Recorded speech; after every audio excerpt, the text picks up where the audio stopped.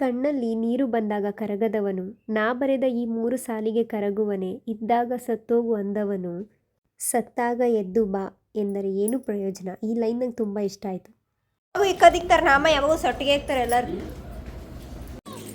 Hi hello welcome back again. ನಾನು ನಿಮ್ಮ ಪ್ರೀತಿಯ Shweta Seshadri. Welcome back to S3 vlogs. ಇವಾಗ ನಾವಿದ್ದೀವಿ ಕಾಶಿಲಿ. ಸೊ ನೆನ್ನೆಯಿಂದ ವೀಡಿಯೋ ಮಾಡೋಕ್ಕಾಗಿಲ್ಲ, ಸೊ ಅದಕ್ಕೆ ಇವಾಗ ನಾನು ವೀಡಿಯೋಸ್ನ ಸ್ಟಾರ್ಟ್ ಮಾಡಿದ್ದೀನಿ. ನಾನು ನಿಮಗೆ ಇನ್ನೊಂದು ವ್ಲಾಗಲ್ಲಿ ಹೇಳಿದ್ದೆ ನಾವು ಕ್ಷೇತ್ರ ಪಾಲಕನ ನೋಡೋಕ್ಕೆ ಹೋಗ್ತಾ ಇದ್ದೀವಿ ಅಂತೇಳಿ. ಎಸ್, ಈ ವ್ಲಾಗಲ್ಲಿ ನಾವು ಕಾಲಭೈರವನ ನೋಡೋಕ್ಕೆ ಹೋಗ್ತಾ ಇದ್ದೀವಿ. ಈ ವ್ಲಾಗಲ್ಲಿ ಕೂಡ ಸೊಂದಿಗೊಂದಿಲಿ ಹೋಗಬೇಕಾಗಿರೋ ಪರಿಸ್ಥಿತಿ.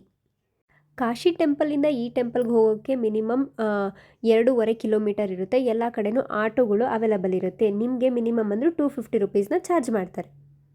ಇಲ್ಲಿ ಗಾಡಿ ಓಡಿಸ್ತಿರೋರಿಗೆ ಮೈಮೇಲೆ ಪ್ರಜ್ಞೆನೇ ಇರಲ್ಲ, ಹಾಗೆ ಹೆಂಗೆ ಬೇಕೋ ಹಂಗೆ ಓಡಿಸ್ತಾ ಇರ್ತಾರೆ. ತಪ್ಪು ನಮ್ಮದೇ ಅಂತ ಹೇಳ್ಬಿಡ್ತಾರೆ.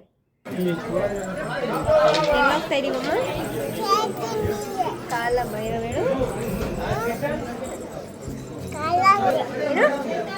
ಹೇಳು ಹೇಳು.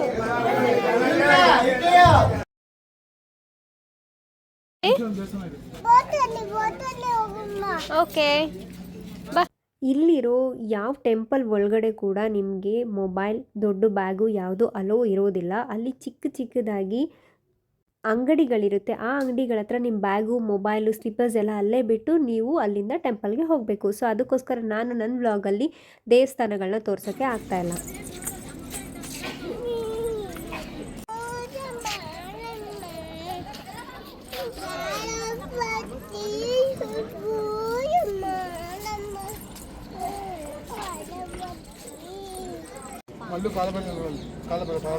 ಕೈ ಇಳಿಸ್ರಿ.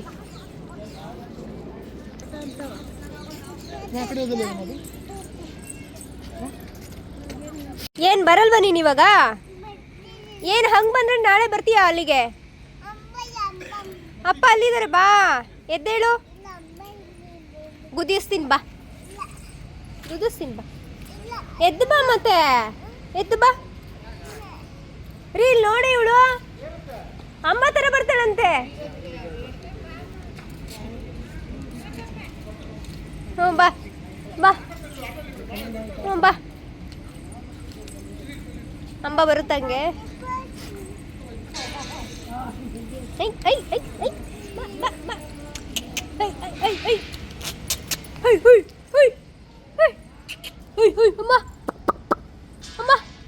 ಇಲ್ಲಿರೋ ಜನಗಳಿಗೆ ಎಷ್ಟೊಂದು ವಿಷಯ ಗೊತ್ತಿಲ್ಲ. ಯಾಕೆ ಈ ಮಾತನ್ನ ಹೇಳ್ತಾ ಇದ್ದೀನಿ ಅಂತ ಹೇಳಿದ್ರೆ, ನಮ್ಮ ಜೊತೆ ಇದ್ದಿದ್ದ ಕಾರ್ ಡ್ರೈವರ್ಗೂ ಈ ವಿಷಯ ಗೊತ್ತೇ ಇರಲಿಲ್ಲ. ಸೊ ಅದಕ್ಕೋಸ್ಕರ ನಾನು ನಿಮ್ಗೆ ಇಲ್ಲಿ ಎಕ್ಸ್ಪ್ಲೈನ್ ಮಾಡ್ತಾ ಇದ್ದೀನಿ. ಸೀರಿಯಸ್ಲಿ ತುಂಬ ಬಿಸಿಲಿದೆ. ಇವಳು ನೋಡಿ ಹೆಂಗೆ ಆಡ್ತಾ ಇದ್ದಾಳೆ. ಈ ಮಗು ಕರ್ಕೊಂಡು, ಈ ಗಂಡನ ಕರ್ಕೊಂಡು ಹೆಂಗೆ ಬರೋದು ಯಾತ್ರೆಗಳಿಗೆ. ನಾನು ವೆಲ್ಕಮ್ ಮಾಡಿದ್ದೀನಿ ನಿನ್ನ ಬಾಯಲ್ಲಿ.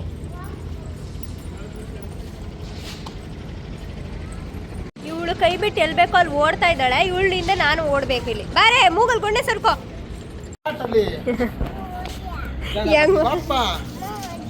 ಗಣೇಶ್ ಘಾಟ್ ಅಲ್ಲಿ, ಗಣೇಶ್ ಘಾಟ್ ನೋಡಿ ಎಲ್ಲರೂ. ನೋಡಿ ಗಣೇಶ್ ಘಾಟ್. ನನಗೆ ನಡೆಯಕ್ಕಷ್ಟು ತಟ್ಟಾಡ್ ಹಂಗೆ ನೀರೊಳಗಡೆ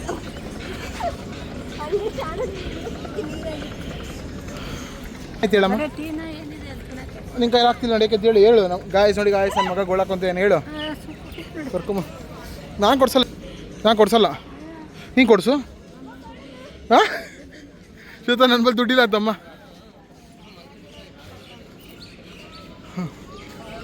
ನಾನು ನಿಮಗೆ ಒಂದು ವಿಷಯದ ಬಗ್ಗೆ ಹೇಳ್ತೀನಿ ಅಂತ ಹೇಳಿದ್ದೆ. ಆ ವಿಷಯ ಏನಪ್ಪ ಅಂತ ಹೇಳಿದ್ರೆ, ಕಾಶಿಲಿದೆಯಲ್ಲ ಶಿವಲಿಂಗ, ಅದು ಒರಿಜಿನಲ್ ಶಿವಲಿಂಗ ಅಲ್ಲ.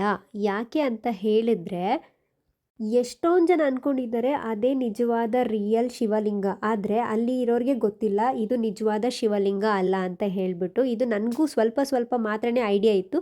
ಸೊ ಅಲ್ಲೋದ್ಮೇಲೆ ಪೂರ್ತಿಯಾಗಿ ವಿಷಯನ ನಾನು ತಿಳ್ಕೊಂಡಿದ್ದೀನಿ. ನಾನು ತಿಳ್ಕೊಂಡಿರೋ ವಿಷಯನ ನಾನು ನಿಮಗಿಲ್ಲಿ ಎಕ್ಸ್ಪ್ಲೈನ್ ಮಾಡ್ತಾ ಇದ್ದೀನಿ. ತುಂಬ ವರ್ಷಗಳ ಹಿಂದೆ ಮೊಘಲರು ಎಲ್ಲ ಹಿಂದೂ ದೇವಸ್ಥಾನಗಳನ್ನ ದಾಳಿ ಮಾಡ್ತಾ ಇರ್ತಾರೆ. ಆ ಟೈಮಲ್ಲಿ ಈ ಕಾಶಿಗೂ ಕೂಡ ಮೊಘಲರು ಬಂದಿರ್ತಾರೆ ದೇವಸ್ಥಾನಗಳನ್ನ ನಾಶ ಮಾಡಬೇಕಂತ ಹೇಳಿಬಿಟ್ಟು. ಆ ಟೈಮಲ್ಲಿ ಲಿಂಗ ಏನಿದೆ ಅದನ್ನು ಅವರು ನಾಶ ಮಾಡೋಕ್ಕೆ ಹೋಗಿದ್ದ ಸಂದರ್ಭದಲ್ಲಿ ಅಲ್ಲಿದ್ದ ಅರ್ಚಕರು ಲಿಂಗದ ಜೊತೆಯಲ್ಲಿ ಲಿಂಗ ತಗೊಂಡು ಬಾವಿ ಒಳಗಡೆ ಬಿದ್ದು ಹೋಗ್ತಾರೆ. ಲಿಂಗದ ಜೊತೆ ಬಾವಿ ಒಳಗಡೆ ಅವರು ಕೂಡ ಬಿದ್ದು ಅಲ್ಲಿ ಸತ್ತೋಗ್ತಾರೆ. ಈಗಲೂ ಕೂಡ ಆ ಲಿಂಗ ಬಾವಿ ಒಳಗಡೆನೇ ಇದೆ. ಸೊ ಇವಾಗ ಕಾಶಿಯಲ್ಲಿ ಲಿಂಗ ಇಲ್ಲ ಅಂತ ಹೇಳಿದ್ರೆ ಹೇಗಿರುತ್ತೆ ಅಂತ ಹೇಳ್ಬಿಟ್ಟು ಅಲ್ಲಿರೋ ಅರ್ಚಕರ ಕನಸಲ್ಲಿ ಈ ಥರ ಬಂದು ಹೇಳಿದ ಮೇಲೆ ಅಲ್ಲಿ ಒಂದು ಲಿಂಗನ ಪ್ರತಿಷ್ಠಾಪನೆ ಮಾಡ್ತಾರೆ. ಇವಾಗಿರೋ ಲಿಂಗ ಅಲ್ಲಿ ಒರಿಜಿನಲ್ ಲಿಂಗ ಅಲ್ಲ, ಅವರು 2ನೇ ಸತಿ ಪ್ರತಿಷ್ಠಾಪನೆ ಮಾಡಿರೋ ಲಿಂಗ ಆಗಿರುತ್ತೆ ಅದು. ಇವಾಗ ನಿಮ್ಮ ತಲೆಯಲ್ಲಿ ಒಂದು ಕ್ವೆಶ್ಚನ್ ಓಡ್ತಾ ಇರಬೇಕಲ್ವಾ, ಆ ಲಿಂಗ ಇವಾಗ ಎಲ್ಲಿದೆ, ಬಾವಿ ಎಲ್ಲಿದೆ ಅಂತ ಹೇಳ್ಬಿಟ್ಟು. ಹೌದು, ಇದನ್ನು ನಾನು ಕೂಡ ಇವಾಗ ನಿಮಗೆ ಹೇಳ್ತಾ ಇದ್ದೀನಿ. ಕಾಶಿ ಟೆಂಪಲ್ ಪಕ್ಕದಲ್ಲೇ ಒಂದು ಮಸೀದಿ ಇದೆ. ಆ ಮಸೀದಿ ಒಳಗಡೆ ಈ ಬಾವಿ ಇದೆ, ಬಾವಿ ಒಳಗಡೆ ಲಿಂಗ ಇದೆ ಅಂತ ಹೇಳ್ಬಿಟ್ಟು ಇವಾಗಲೂ ಎಲ್ಲ ಕಡೆ ಗೊತ್ತಿರೋ ಮಾತಾಗಿದೆ. ಇದು ಕೋರ್ಟಲ್ಲಿ ಇನ್ನೂ ಕೇಸ್ ನಡೀತಾನೆ ಇದೆ. ಈ ಕೋರ್ಟಿಗೆ ಮೇನ್ ಸಾಕ್ಷಿಯಾಗಿರೋದು ಯಾರು ಗೊತ್ತಾ? ಅಲ್ಲಿರೋ ಕಲ್ಲು ಬಸವಣ್ಣ ಮೇನ್ ಸಾಕ್ಷಿಯಾಗಿದೆ. ಇವಾಗಲೂ ಕೂಡ ಈ ಕೇಸು ಕೋರ್ಟಲ್ಲಿ ನಡೀತಾನೆ ಇದೆ. ಈ ಬಸವಣ್ಣ ಬಂದ್ಬಿಟ್ಟು ಮಸೀದಿ ಕಡೆಗೆ ಮುಖ ಮಾಡ್ಕೊಂಡಿದೆ. ನನಗೂ ಕೂಡ ಇಷ್ಟೊಂದು ಪ್ರಾಪರಾಗಿ ಗೊತ್ತಿರಲಿಲ್ಲ, ಸ್ವಲ್ಪನೇ ಗೊತ್ತಿತ್ತು. ಅದಾದಮೇಲೆ ನನಗೆ ಶೇಷವ್ರು ಎಕ್ಸ್ಪ್ಲೇನ್ ಮಾಡಿದ್ಮೇಲೆ ಗೊತ್ತಾಯಿತು. ಅದಾದಮೇಲೆ ಕೆಲವೊಂದು ಚಾನಲ್ಗಳನ್ನ ನಾನು ಯೂಟ್ಯೂಬಲ್ಲಿ ತೆಗೆದು ನೋಡಿದಾಗ ನನಗೆ ಕಂಪ್ಲೀಟಾಗಿ ಎಲ್ಲದ್ರ ಬಗ್ಗೆ ಅರ್ಥ ಆಯಿತು. ಸೊ ಇವಾಗಲೂ ಕೂಡ ಒರಿಜಿನಲ್ ಶಿವಲಿಂಗ ಮಸೀದಿ ಒಳಗಡೆನೇ ಇದೆ.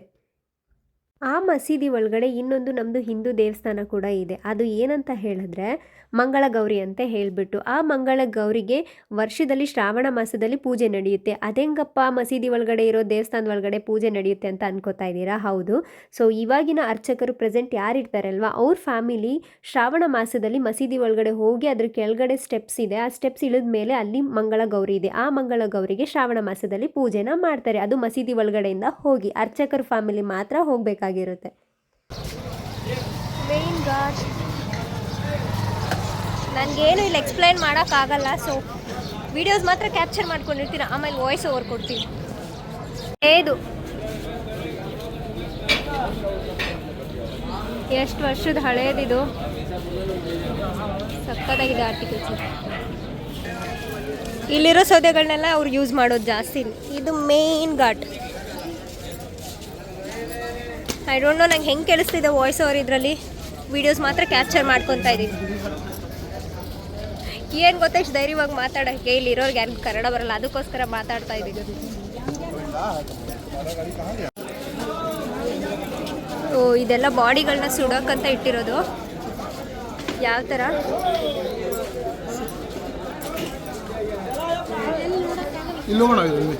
ಲೆಕ್ಕ ಹಾಕೊಂಡು ತಗೋತಾ ಇದ್ದಾರಾ? ಓಕೆ.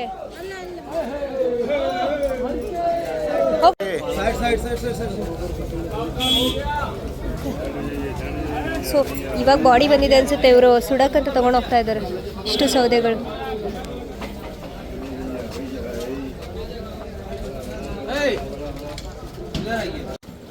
ಆಲ್ಮೋಸ್ಟ್ ವಿಡಿಯೋಸ್ ಕ್ಯಾಪ್ಚರ್ ಮಾಡೋಕ್ಕೆ ಟ್ರೈ ಮಾಡ್ತಾ ಇದ್ದೀನಿ. ನನ್ನ ಹಿಂದೆ ಇರೋದಲ್ಲ ಸೌದೆಗಳು. ಇವಾಗ ಯಾವುದೋ ಬಾಡಿ ಬಂದಿದೆಯಾ, ಸೊ ಅದಕ್ಕೋಸ್ಕರ ಇವರಲ್ಲಿ ಸೌದೆಗಳನ್ನ ಪರ್ಚೇಸ್ ಮಾಡ್ಕೊತಾ ಇದ್ದಾರೆ.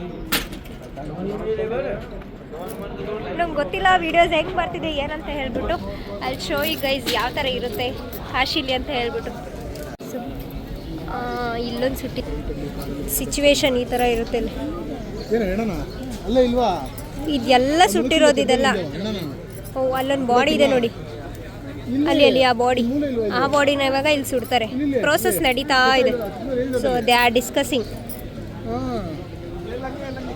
ಅಲ್ಲ.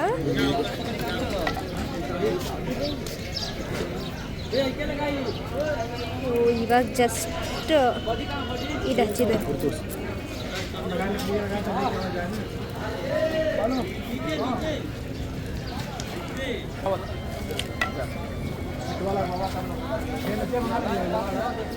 ನಿಮ್ದು ಈಗೋ ಎಲ್ಲ ಇಲ್ಲಿ ಬಿಡಬೇಕು. ಇಲ್ಲಿನ ಸಿಚುವೇಶನ್ನ ಇಷ್ಟು ಹತ್ರದಿಂದ ನಾನು ನೋಡಿದಾಗ ನನ್ನ ಕಣ್ಣಲ್ಲಿ ನೀರೇ ಬಂತು ನಿಜವಾಗ್ಲೂ. ಇಲ್ಲಿ ಯಾರ್ಯಾರು ಬಾಡಿಗಳನ್ನ ಸುಡ್ತಾ ಇದ್ದಾರೆ ಅವ್ರಿಗೆ ಗೊತ್ತಿರೋರೆಲ್ಲ ಅಲ್ಲಿ ಹಿಂದೆಗಡೆ ನಿಂತ್ಕೊಂಡಿದ್ರು.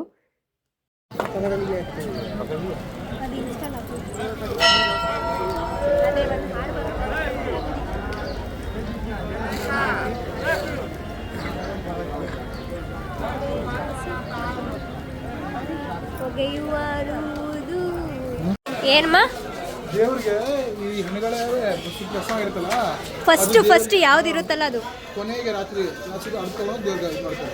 ಗ್ರೇಟ್ ಅಲ್ಲ. ಏನು ತಿಂತಾ ಇದ್ದಾರೆ ಸೀಬೆಣ್ಣು? ಶೇಷು ಅವರು ಏನು ಹೇಳಿದ್ರು ಅಂತ ನಿಮಗೆ ಗೊತ್ತಾಗಿಲ್ಲ ಅನಿಸುತ್ತೆ. ಸೊ ಇಲ್ಲಿ ಯಾವುದು ಹೆಣಗಳನ್ನ ಸುಡ್ತಾ ಇರ್ತಾರಲ್ವಾ, ಅವತ್ತಿನ ದಿನ ಕೊನೆ ಹೆಣ ಯಾವುದು ಸುಟ್ಟಿರ್ತಾರೆ ಆ ಬೂದಿನ ತೊಗೊಂಡೋಗಿ ದೇವರಿಗೆ ಅಲ್ಲಿ ಹಾಕ್ತಾರೆ. ಬೆಳಗ್ಗೆ ಪೂಜೆ ಏನು ನಡೆಯುತ್ತೆ ಅಲ್ವಾ, ಅರ್ಲಿ ಮಾರ್ನಿಂಗ್ 3:30 ಹಂಗೆ. ಸೊ ಆ ಟೈಮಲ್ಲಿ ಆ ಬೂದಿನ ಅಲ್ಲಿ ಹಾಕ್ತಾರೆ. ಸೀರಿಯಸ್ ಆಗಿ ನಂಗೆ ಅದು ನೋಡ್ತಿದ್ರೆ ಒಂದು ಸೆಕೆಂಡ್ ಹೆಂಗೆ ಅನಿಸ್ತು ಅಂದರೆ, ನಾವೆಲ್ಲ ಬದುಕಿದ್ದೀವಿ, ಅವರಲ್ಲಿ ಸತ್ತೋಗಿದ್ದಾರೆ, ಬಾಡಿಯಲ್ಲಿದೆ ಅಂತ ಅನಿಸ್ತು. ಏನೋ ಒಂಥರ ಫೀಲಿಂಗ್ ಹೇಳೋಕ್ಕೆ ಅಂತ. ಈ ಥರ ಇರುತ್ತೆ ಗಲ್ಲಿಗಳು.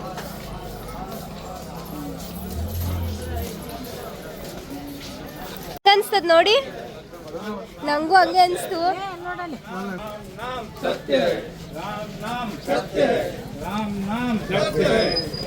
2 minutes ಒಂದೊಂದು.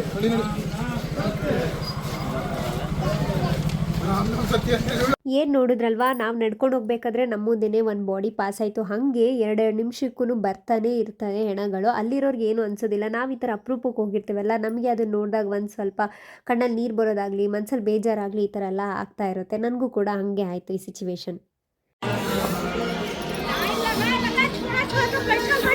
ಏನಮ್ಮ ಶಾನು?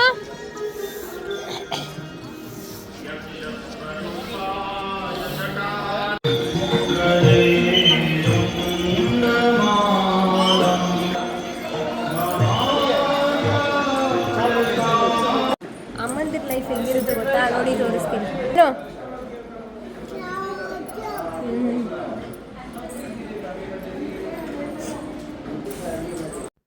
ಇವರು ಇಲ್ಲಿ ಏನು ನೋಡ್ತಾ ಇದ್ದಾರಲ್ವ, ಕಣ್ಣಿಗೆ ಹಾಕ್ಕೊಂಡು, ಇದು ಎಲ್ಲರಿಗೂ ಫ್ರೀ ಡೆಮೋ ಕೂಡ ಇತ್ತು. ಇಲ್ಲಿ ಕಾಶಿಯಲ್ಲಿ ಏನು ನಡೆಯುತ್ತಲ್ವಾ, ಸೊ ಅದ್ರದ್ದು ಡೆಮೋ ತೋರಿಸ್ತಾ ಇದ್ರು. ಅದು ಬಿಟ್ಟು ನೀವು ಎಕ್ಸ್ಟ್ರಾ ಪೇ ಮಾಡಿಬಿಟ್ಟು ಇಲ್ಲಿ ಕೇದಾರ್ನಾಥ್, ಬದ್ರಿನಾಥ್ ಇದ್ರದ್ದೆಲ್ಲನೂ ಕೂಡ ನೋಡ್ಬೋದಿತ್ತು.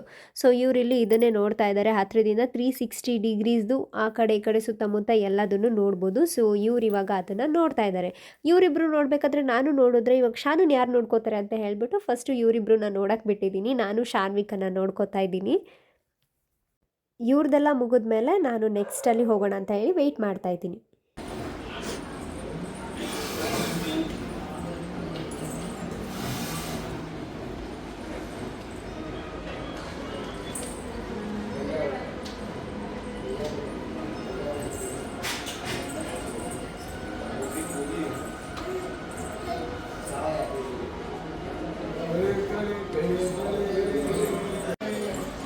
ಯೂಟ್ಯೂಬಲ್ಲಿ ಈ ಬ್ಲಾಗ್ನ ಯಾವತ್ತು ಎಡಿಟ್ ಮಾಡಿ ಹಾಕ್ತೀನಿ ನಂಗೆ ಗೊತ್ತಿಲ್ಲ. ಸೀರಿಯಸ್ ಆಗಿ ಫುಲ್ಲು ಓಡಾಡಿ ಟಯರ್ಡ್ ಆಗಿದ್ದೀವಿ.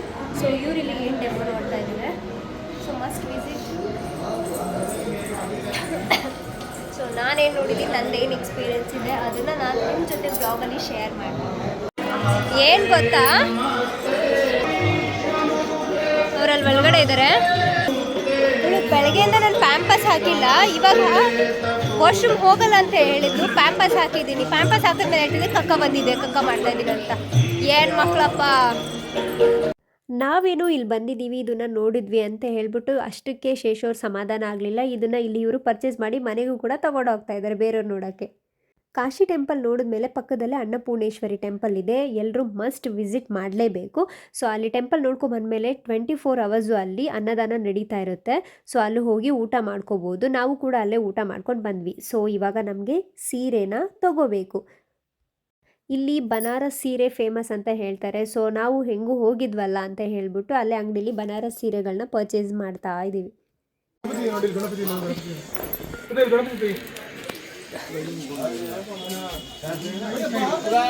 ನಿಮಗೆ ಇನ್ನೊಂದು ಗೊತ್ತಾ, ಇಲ್ಲಿಗೆ ಸಾಕ್ಷಿ ಗಣೇಶ ಅಂತ ಇದೆ. ಹೋದವರು ಇಲ್ಲಿ ಹೋಗ್ಬಿಟ್ಟೆ ಬನ್ನಿ. ಯಾಕಂತ ಹೇಳಿದ್ರೆ ನಾವು ಕಾಶಿಗೆ ಹೋಗಿದ್ದೀವಿ ಅಂತ ಹೇಳಿ ಸೊ ಅಲ್ಲಿ ಗಣೇಶ ನಾವು ಬಂದಿರೋ ಹೆಸರನ್ನೆಲ್ಲ ಬರ್ಕೋತಾ ಇರ್ತಾರಂತೆ. ಸೊ ಅಲ್ಲಿಗೆ ಹೋದ್ಮೇಲೆ ಗಣೇಶನ ದರ್ಶನ ಮಾಡ್ಕೊಂಡು ಬನ್ನಿ, ಅವರು ನೀವು ಹೋಗಿದ್ದೀರ ಅಂತ ಹೇಳ್ಬಿಟ್ಟು ಬರ್ಕೊತಾ ಇರ್ತಾರೆ ಗಣೇಶ.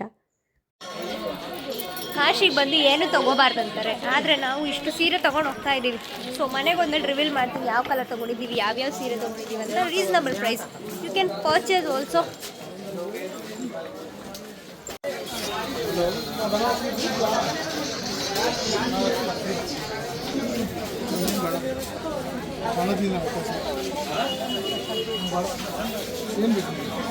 ಏನು ಬೇಕು ರಸಗುಲ್ಲ ಇಲ್ಲಿಂದ ಆಗಲ್ಲ ಮೇಡಮ್. ಏನು ಮಧುಶನು ಇಡಿ ಬಾಯಿಲಿ ಬೇಗ ಪಟ್ಟಂತ. ಹಾಂ ಲಸ್ಸಿ ನನ್ನ ಲಾಸ್ಟ್ ವ್ಲಾಗು ಯಾರು ನೋಡಿರ್ತೀರ ಆ ವ್ಲಾಗಲ್ಲಿ ನೋಡಿರೋರಿಗೆ ಮಾತ್ರ ಇದು ಅರ್ಥ ಆಗುತ್ತೆ. ನಾನು ಬೆಳಗ್ಗೆ ಹೋದಾಗ ಈ ರೋಡೆಲ್ಲ ಫುಲ್ ಖಾಲಿ ಖಾಲಿ ಇತ್ತು. ನಾನು ನಿಮಗೆ ಹೇಳಿದ್ದೆ ರಾತ್ರಿ ಜನಗಳೇ ಇಲ್ಲಿ ಬೇರೆ ಥರ ಇರ್ತಾರೆ ಅಂತ ಹೇಳಿಬಿಟ್ಟು. ಸೊ ನೈಟಲ್ಲಿ ಈ ಥರ ಫುಲ್ ರಶ್ ಆಗೋಗ್ಬಿಟ್ಟಿರುತ್ತೆ. ಎಲ್ಲರೂ ಶಾಪಿಂಗಲ್ಲಿ ಬ್ಯುಸಿ ಆಗೋಗ್ಬಿಟ್ಟಿರ್ತಾರೆ, ಬಂದಿರೋ ಟೂರಿಸ್ಟ್ಗಳು ಎಲ್ಲರೂ ಕೂಡ. ಸೊ ನೋಡಿ ಜನ ಹೆಂಗಿದ್ದಾರೆ ಅಂತ ಹೇಳ್ಬಿಟ್ಟು. ಬೆಳಗ್ಗೆ ಫುಲ್ ಖಾಲಿ ಖಾಲಿ ಇತ್ತು ರೋಡು. ಇವಾಗ ರಾತ್ರಿ ಆಗಿದೆ, ಈ ಥರ ಜನಗಳಿಂದ ತುಂಬೋಗ್ಬಿಟ್ಟಿದೆ. ಸೊ ನಾವು ಬಂದು ಶಾಪಿಂಗ್ ಎಲ್ಲ ಮುಗಿಸಿ ಇವಾಗ ರೂಮ್ ಕಡೆ ಹೋಗ್ತಾ ಇದ್ದೀವಿ.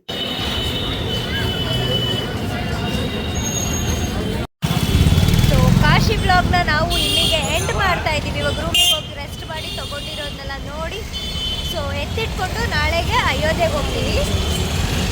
So thank you for watching.